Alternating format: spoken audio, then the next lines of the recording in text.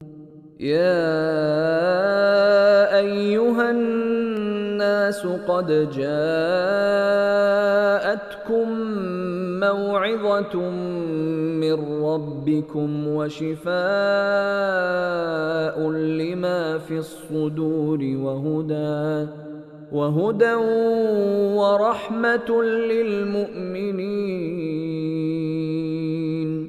قل بفضل الله وبرحمته فبذلك فليفرحوا هو خير مما يجمعون. نحمده ونصلي على رسوله الكريم اما بعد فاعوذ بالله السميع العليم من الشيطان الرجيم بسم الله الرحمن الرحيم رب اشرح لي صدري ويسر لي امري واحلل عقدة من لساني يفقهوا قولي رب يسر ولا تعسر وتمم بالخير۔ سورہ یونس آیت نمبر 104 سے 109 تک، اور آج الحمدللہ ہماری سورہ یونس ختم ہو رہی ہے۔ الفاظ کی وضاحت، بسم اللہ الرحمن الرحیم۔ آیت نمبر 104 میں لفظ ہے آبدو، میں عبادت کرتا ہوں، آئی ورشپ۔ بہت مشہور لفظ ہے یہ، تھوڑا سا آپ ذہن میں زور دیں تو ایک ایسی صورت ہے جو ہم ہر روز نماز میں پڑھتے ہیں۔ قل یا ایھا الکافرون لا اعبد ما تعبدون، یہ ہے وہ آبدو، لا اعبد نہیں میں عبادت کرتا، ما تعبدون ولا انتم عابد ما عبدتم ولا انتم قل یا ایھا الکافرون لا اعبد ما تعبدون ولا انتم عابدون ما اعبد ولا انا عابد ما عبدتم لکم دینکم ولی دین۔ یہ جو صورت ہے اس میں یہ لفظ بہت ریپیٹڈلی استعمال ہوا ہے، عین با دال اس کا روٹ ہے۔ عبادہ کا مطلب ہوتا ہے اس نے عبادت کی، یا عبدو وہ عبادت کرتا ہے، عبادتن عبادت کرنا۔ نبی صلی اللہ علیہ وسلم نے فرمایا کہ مغرب اور فجر کی نماز کی جو سنتیں ہیں، فرمایا نہیں بلکہ آپ کا یہ عمل تھا کہ آپ ان سنتوں کی پہلی رکعت میں سورۃ الکافرون اور دوسری میں قل هو اللہ احد پڑھا کرتے تھے۔ اگلا لفظ ہے یتوفاکم، وہ فوت کرتا ہے تم کو، gives death to you۔ یتوفا وہ فوت کرتا ہے، ماضی ہے اس کا توفا، مضارع یتوفا، تو یہ مضارع ہی استعمال ہوا ہے یتوفا، وہ فوت کرتا ہے۔ آگے کم کی ضمیر کا مطلب ہے کہ تمہیں فوت کرتا ہے۔ توفا ماضی، یتوفا مضارع، توفیون فوت کرنا اس کا مصدر ہے۔ فمن اہتدی تو جس نے ہدایت پائی، فا تو من جس نے اہتدا ہدایت پائی، ہی ہو ریسیوڈ گائیڈنس۔ اہتدا یہ فعل ماضی ہے، واحد مذکر غائب کا صیغہ ہے، اور یہ ایز اٹ از یہاں استعمال ہوا ہے اہتدا، اس نے ہدایت پائی، فعل ماضی صیغہ واحد مذکر غائب۔ یہتدی وہ ہدایت پاتا ہے یا ہدایت پائے گا، اہتداءن یہ اس کا مصدر ہے ہدایت پانا۔ اگلا لفظ ہے ضلہ، گمراہ ہوا۔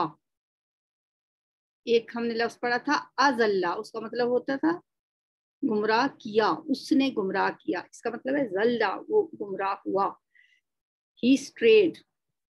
ضلہ یضل ضلال کا مطلب ہوتا ہے گمراہ ہونا، تو یہ فعل ماضی ہے، واحد مذکر غائب کا صیغہ ہے، یہی یہاں پہ استعمال ہوا ہے، وہ گمراہ ہوا۔ یحکما وہ فیصلہ کرتے، ہی ڈیسائیڈز۔ حاکمہ یحکمو حکمن حکم دینا یا فیصلہ کرنا، اسی سے بہت سارے اور بھی الفاظ بنتے ہیں اردو میں۔ حکمران بھی اسی سے ہوتا ہے، حاکم بھی اسی سے ہوتا ہے، حکم دینا، فیصلہ کرنا اس کا مطلب۔ چلیں جی آگے چلتے ہیں، بسم اللہ الرحمن الرحیم۔ قل یا ایھا الناس، کہہ دیجئے اے لوگو، ان کنتم اگر ہو تم، دیکھیں اب اس میں کوئی لفظ ایسا نہیں آ رہا جو آپ نے نہ پڑھا ہوا، یہ سب الفاظ ہم نے پڑھے ہوئے۔ فی میں، شک ان شک میں، شک تو ہے ہی شک، اردو کا ہی لفظ ہے، فی میں من دینی، میرے دین کے بارے میں. دین تو دین ہی ہے، یا کا مطلب میرے، من سے. کہہ دیجئے اے لوگو اگر تم ہو شک میں میرے دین سے متعلق تو پھر فلا اعبد، تو نہیں میں عبادت کرتا. یہ جو عطین میں سے الف ہے، میں، اعبد میں عبادت کرتا، الذین ان لوگوں کی، تعبدون جن کی تم عبادت کرتے، تعبدو تم عبادت کرتے ہو، اعبدو میں عبادت کرتا ہوں، یعبدو وہ عبادت کرتا ہے، نعبدو ہم عبادت کرتے ہیں. تو تعبدون یہ جمع کا صیغہ ہو گیا، تم عبادت کرتے ہو، من دون اللہ اللہ کے علاوہ، اللہ کو چھوڑ کر یا اللہ کے سوا. ولیکن اور لیکن، اعبدو میں عبادت کرتا ہوں، یہ الف میں کے لیے، اللہ اللہ کی، الذی کون سا اللہ، وہ جو، یہ اسم موصول ہے، یتوفا وہ فوت کرتا ہے، تم میں تو اس اللہ کی عبادت کرتا ہوں جس کے ہاتھ میں تمہاری جان ہے، جو تمہاری روحیں قبض کرواتا ہے. وَأُمِرْتُ اور مجھے حکم دیا گیا ہے، ہمارا یأمرو سے یہ مجہول کا صیغہ ہے، امرتو مجھے حکم دیا گیا ہے، ان یہ کہ اکونا میں ہو جاؤں، من المؤمنین مومنوں میں سے. اب سورت کے آخر میں بڑا فیصلہ کن انداز ہے، اور کہا جا رہا ہے کہ اے نبی صلی اللہ علیہ وسلم آپ اس سے کہیے لوگوں سے، مکی صورت ہے، مکی صورتوں کا جو انداز ہوتا ہے وہ اس صورت میں ہمیں نظر آیا، پچھلی قوموں کے واقعات بتا کے، تذکیر بایام اللہ کے ذریعے اور تذکیر اعلیٰ اللہ کے ذریعے لوگوں کو ڈرانا، لوگوں کو اللہ کی طرف بلانا، توحید کی دعوت دینا، اور آخرت سے کی فکر ان کے اندر پیدا کرنا.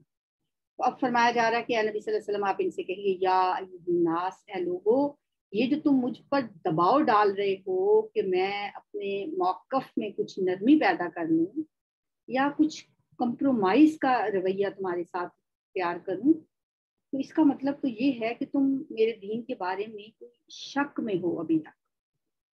اگر تم میرے دین کے بارے میں شک رکھتے ہو نا تو پھر سن لو، اپنا شک دور کر لو. فلا اعبد الذین تعبدون من دون اللہ، میں ہرگز نہیں عبادت کرنے والا ان کی جن کی تم عبادت کرتے ہو اللہ کے سوا.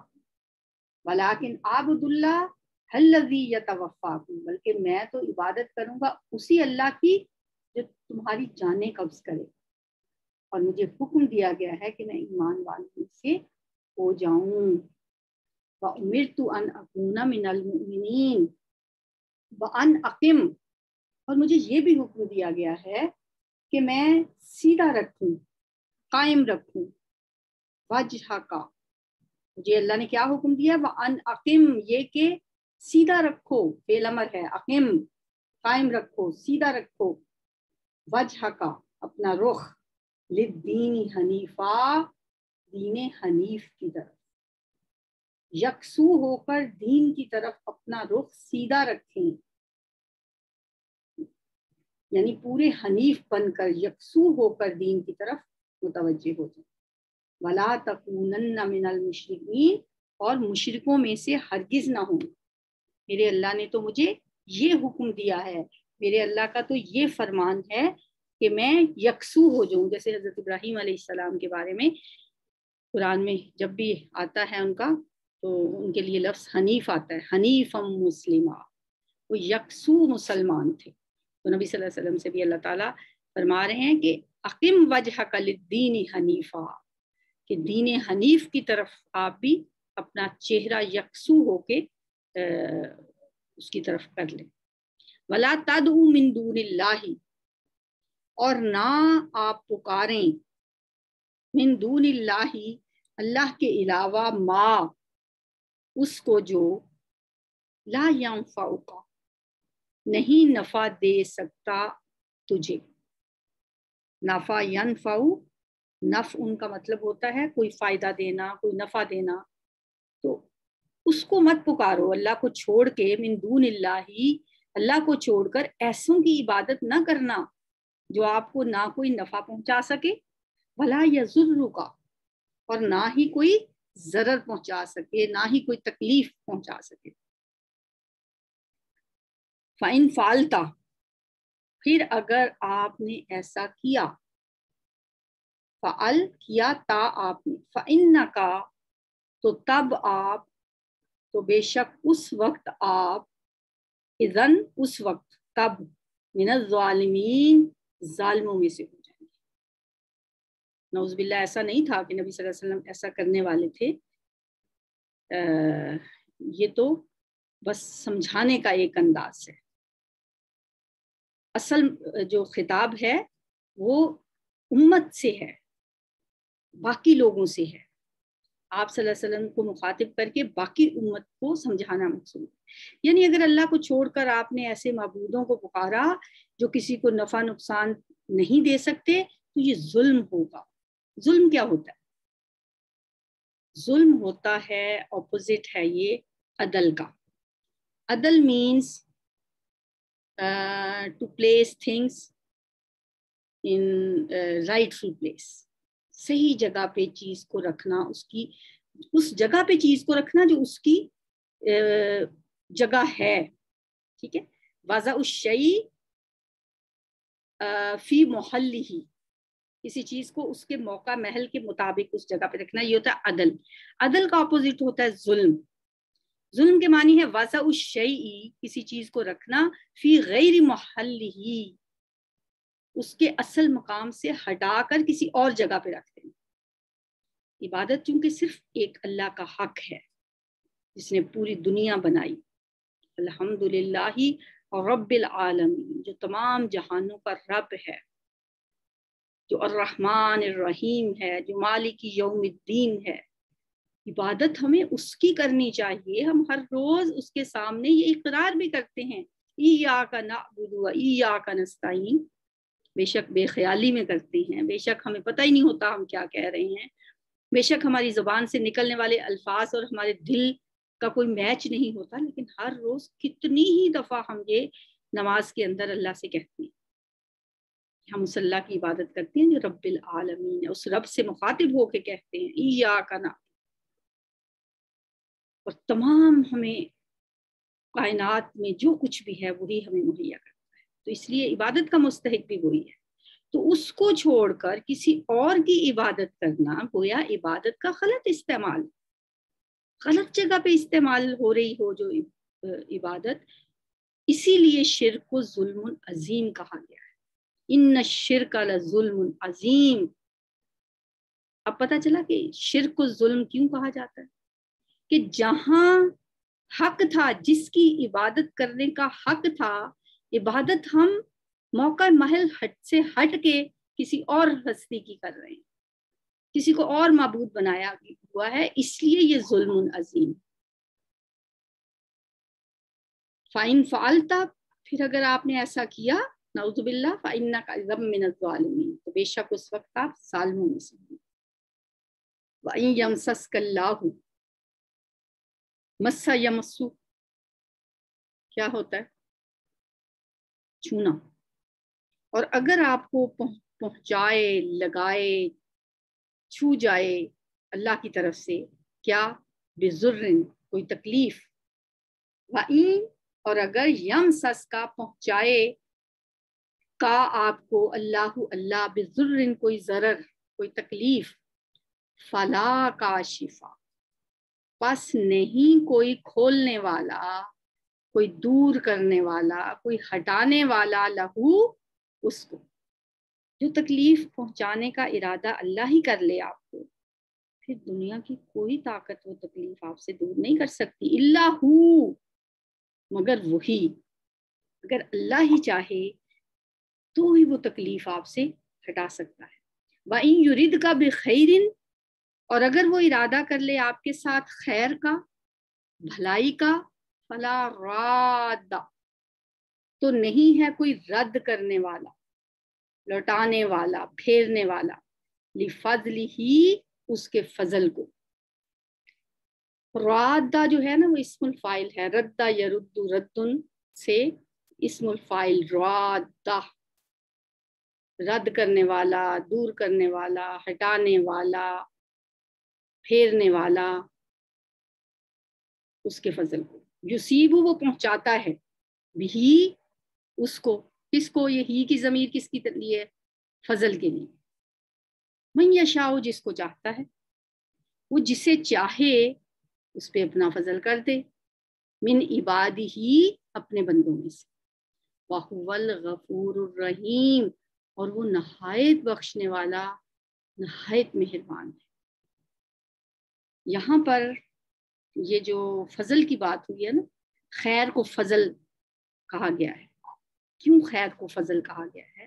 کہ اللہ اپنے بندوں کے ساتھ جو بھلائی کا معاملہ کرتا ہے، اعمال کے اعتبار سے اگرچہ بندے اس کے مستحق نہیں ہوتے، لیکن یہ صرف اور صرف اس کا فضل ہے کہ وہ انسانوں پر پھر بھی رحم کرتا ہے. روزی دے رہا ہے، ہوائیں چل رہی ہیں، پانی پی رہے ہیں، اس کی نعمتیں کھا رہے ہیں، ساتھ ساتھ اس کے ساتھ شرک بھی کر رہے ہیں، اس کی عبادت سے منہ بھی موڑے ہوئے ہیں، اس کا شکر بھی نہیں کرتے. یہ سب کچھ کرنے کے باوجود اگر وہ ہمیں دے رہا ہے تو اس کا فضل ہے. ذالک فضل اللہ یؤتیہ من یشاء، اللہ کا فضل ہے اور جس کو چاہتا ہے وہ دیتا ہے. کبھی کبھی وہ پکڑ بھی لیتا ہے. پھر ان بطش ربک لشدید، جب اس کی پکڑ آتی ہے نا وہ بڑی سخت ہوتی ہے. اس لیے ہمیشہ اللہ سے اس کا فضل مانگنا چاہیے. یہ نہیں کہنا چاہیے یا اللہ میرے ساتھ انصاف کر دے، میرے اوپر بہت ظلم ہو رہا ہے، میرے ساتھ اس نے یہ کر دیا، اس نے وہ کر دیا، میرے ساتھ انصاف کرنا. اگر وہ انصاف کرنے پہ آئے نا، ہم تو کسی چیز کے اہل نہیں. وہ ایک کسی نے کسی سے پوچھا نا کہ مانگنے والے، ہمیں پتہ ہوتا ہے کہ یہ اچھے خاصے ہیں، صحت مند ہیں، کما سکتے ہیں، تو پھر بھی یہ ہاتھ پھیلاتے ہیں، تو میں تو نہیں دیتا انہیں. جس سے پوچھا تھا اس نے کہا کہ اس لیے تم اس کو نہیں دیتے نا کہ تم سمجھتے ہو کہ یہ اس کا اہل نہیں ہے. تم سوچو کہ تمہیں جو کچھ تمہارا رب دے رہا ہے، کیا تم اس کے اہل ہو؟ وہ تم کو دیے جا رہا ہے نا. تو بہرحال کہنے کا یہ مقصد نہیں ہے کہ یہ جو لوگوں نے ایک بنایا ہوا ہے، پیشہ بنا لیا ہے، اس کو تو نہیں ہمیں پروموٹ کرنا چاہیے. بہرحال یہ بھی دل میں آ جاتی ہے بات کہ جب اللہ تعالیٰ کہتے ہیں، فرماتے ہیں کہ وفی اموالہم حق للسائل والمحروم، کہ ان کے مالوں میں حق ہے مانگنے والے کا بھی اور محروم کا بھی. تو پھر تو میں تو یہ کہا کرتی ہوں کہ کیا فرق پڑتا ہے ہمیں اگر چند سکے ہم اس کے ہاتھ پہ رکھتے ہیں، ہمیں تو کوئی فرق نہیں پڑے گا. لیکن یہ بھی بات درست ہے کہ ان کو پھر اس سے اور شے ملتی ہے، اور یہ کاروبار انہوں نے اس کو بنایا. بہرحال بات ہم فضل کی کر رہے تھے. فضل کیا مطلب؟ زیادہ دینا، اس کے حق سے بڑھ کے جو دیا جاتا ہے نا، وہ فضل ہوتا ہے. ہم کہتے ہیں نا جسم سے فاضل مادوں کو نکال دو، تو وہ فاضل مادے کیا ہوتے ہیں؟ جو ایکسٹرا ہوتے ہیں، غیر ضروری. تو مطلب اس سے بڑھ کے جو ہوتے ہیں، جتنی ضرورت ہے اس سے بڑھ کے اللہ جب ہمیں ہماری اوقات سے بڑھ کے جو دے رہا ہوتا ہے نا، وہ اس کا فضل ہی ہے. یصیب بہ من یشاء من عبادہ وہو الغفور الرحیم. قل یا ایھا الناس قد جاءکم الحق. بڑی مانوس سی لگ رہی ہے نا یہ آیت. تھوڑے سے فرق کے ساتھ ہم یہ آیت روز سنتے ہیں. قل یا ایھا الناس قد جاءتکم موعظۃ من ربکم. تو یہاں پہ جاء کی بجائے جاءتکم موعظہ. جاءت کیوں ہے؟ تا جو ہے وہ مونس کی وجہ سے، کیونکہ موعظۃ جو ہے نا وہ مونس ہے، نصیحت. تن جو ہے تائے مربوطہ، وہ مونس کی علامت ہے. تو وہ جو آیت ہم تلاوت شروع میں سنتے ہیں تو اس میں ہے قد جاءتکم موعظۃ. تو یہاں پہ چونکہ الحق ہے، یہ حق کا جو لفظ ہے یہ مذکر ہے، اس لیے جاءت کی بجائے جاءکم الحق من ربکم. باقی تقریباً یہ وہی آئے گی. کہہ دیجیے لوگوں تمہارے پاس حق آ گیا ہے.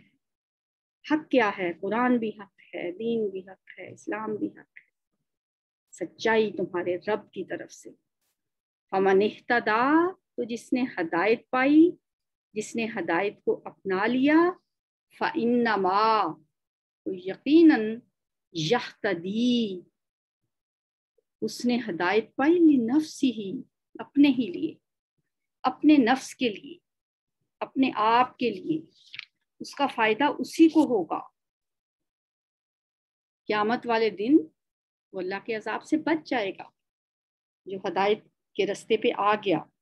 ومن ضل، اور جس نے گمراہی اختیار کی، فإنما یضل، تو بے شک وہ گمراہ ہوا، علیہا، اپنے ہی خلاف، علیہا، ہا کی ضمیر نفس کے لیے، ٹھیک ہے، یہاں پہ یہتدی لنفسہ، اس نے ہدایت پائی اپنے نفس کے لیے، اپنے ہی لیے، ٹھیک ہے۔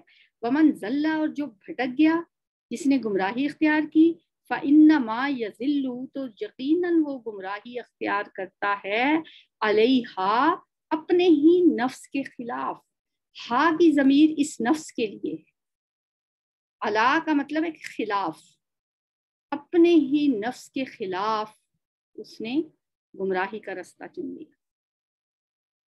ہدایت جو پاتا ہے وہ تو پھر بلیسڈ لوگ ہوتے ہیں، جن کو اللہ وہ آنکھیں عطا کر دیتا ہے، جن کو اللہ وہ بصیرت عطا کر دیتا ہے کہ وہ ہدایت کو پہچان لیتے ہیں۔ یہ کائنات کا جو بھی نظام چلا ہے نا، اس میں جیسے میں نے شروع میں بھی آپ کو یہی بات بتائی تھی کہ اللہ نے زمین پہ حضرت آدم علیہ السلام کو بھیجتے ہوئے جو بات کی تھی وہ ہم نے سورہ بقرہ میں پڑھی تھی۔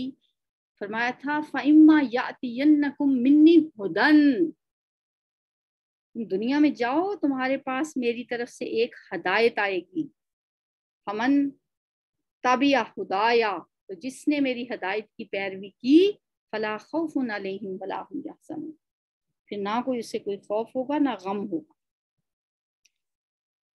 انسان دنیا میں آ گیا، اللہ نے ہدایت بھیجنے کا سلسلہ شروع کیا، انبیاء کو بھیجا، رسولوں کو بھیجا، کتابوں کو بھیجا، چلتے چلتے یہ ہدایت ہم تک پہنچی اس قرآن حکیم کی شکل میں۔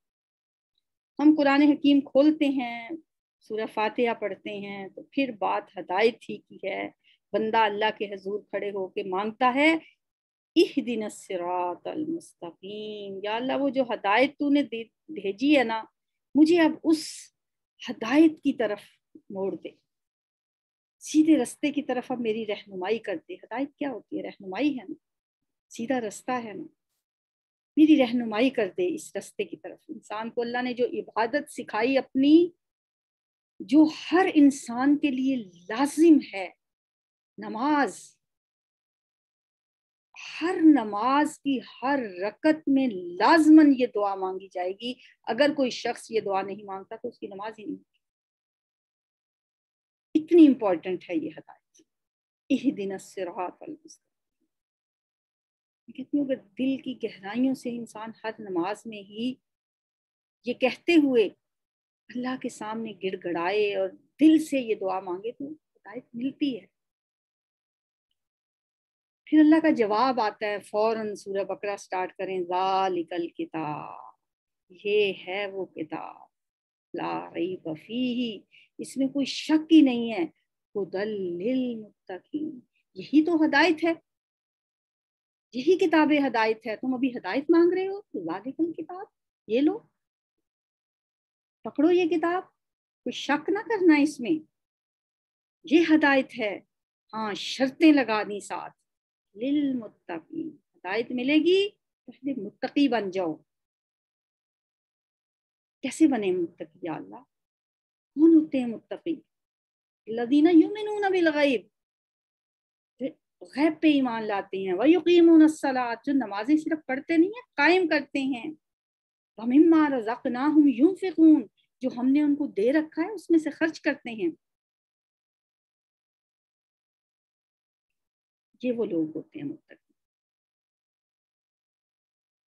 مما رزقناہم ینفقون الذین یؤمنون بما انزل الیک وما انزل من قبلک وبالآخرۃ هم یوقنون، جو آپ کی طرف پیغمبر صلی اللہ علیہ وسلم اتارا گیا اس پہ بھی ایمان لاتے ہیں، پچھلی کتابوں پہ بھی ایمان لاتے ہیں، آخر پر بھی یقین رکھتے ہیں، یہ ہوتے ہیں متقی.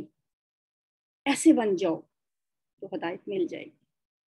تو جو ہدایت کا رستہ چن لیتا ہے یہتدی لنفسہ، اس کا فائدہ کسی اور کو نہیں ہونا، اسی نے پھر جنت میں جا کے کہنا ہے الحمدللہ الذی ہدانا لہذا وما كنا لنہتدی لولا ان ہدانا اللہ. یا اللہ تیرا شکر ہے کہ تو نے ہمیں اس رستے کی ہدایت دی.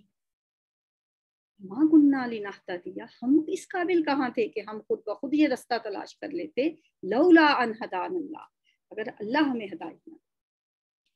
تو یہ قرآن پڑھنے کا جو سفر ہے یہ ہدایت کی تلاش کر ایک سفر ہے، گمراہی سے بچنے کا سفر ہے. کیونکہ ومن ضل فانما یضل علیہا، جس نے جو بھٹک گیا نا بس پھر وہ اپنے ہی نفس کے خلاف اس نے ایک کام شروع کر لیا. اور اے نبی صلی اللہ علیہ وسلم ان سے کہہ دیں وما انا علیکم بوکیل، میں تم پہ کوئی داروغہ بنا کے نہیں بھیجا گیا ہوں، میں تم پہ نگران نہیں بن کے آیا، میں تمہارے بارے میں مسئول نہیں ہوں، مجھ سے نہیں پوچھا جائے گا اللہ کے ہاں تمہارے بارے میں، مجھ سے کوئی بات پرس نہیں ہوگی کہ یہ کیوں ایمان نہیں لائے تھے.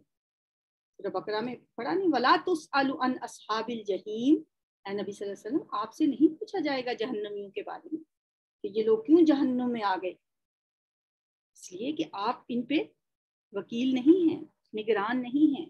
آپ کا کام ہے ہدایت پہنچا دینا، آپ انہیں بتا دیں وما انا علیکم بوکیل واتبی، اے نبی صلی اللہ علیہ وسلم آپ اتباع کرتے جائیے جو کچھ آپ کے پاس وہی بھیجی جاتی ہے، ما یوحا الیک، وصبر، اور صبر کیجئے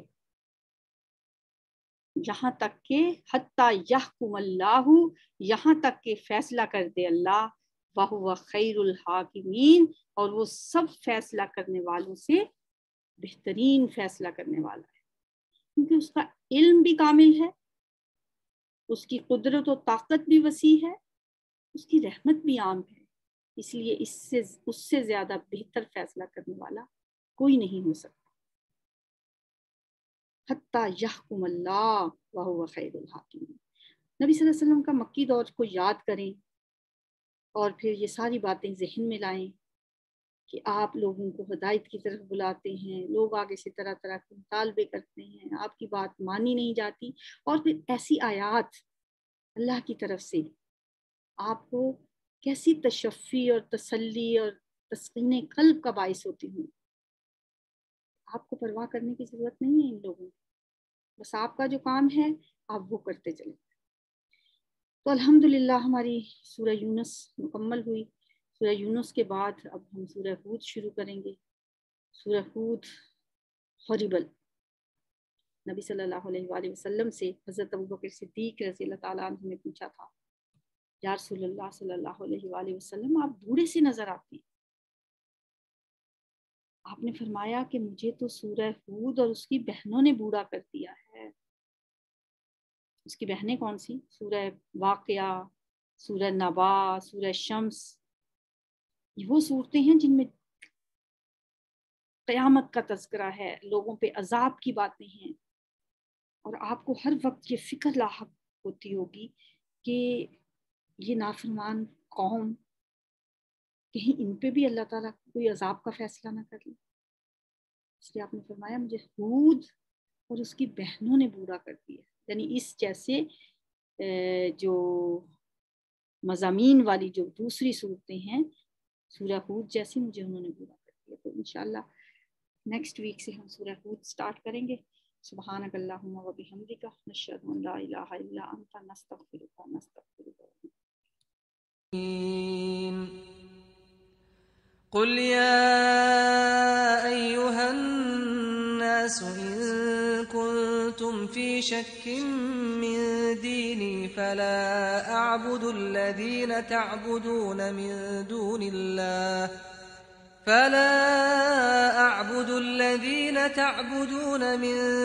الله ولكن أعبد الله الذي يتوفاكم وأمرت أن أكون من المؤمنين وأن أقم وجهك للدين حنيفا ولا تكونن من المشركين ولا تدع من دون الله ما لا ينفعك ولا يضرك فإن فعلت فإنك إذا من الظالمين وإن يمسسك الله بضر فلا كاشف له إلا هو وإن يردك بخير فلا راد لفضله يصيب به من يشاء من عباده وهو الغفور الرحيم قل يا أيها الناس قد جاءكم الحق من ربكم فمن اهتدى فإنما يهتدي لنفسه ومن ضل فإنما يضل عليها وما أنا عليكم بوكيل واتبع ما يوحى إليك واصبر حتى يحكم الله وهو خير الحاكمين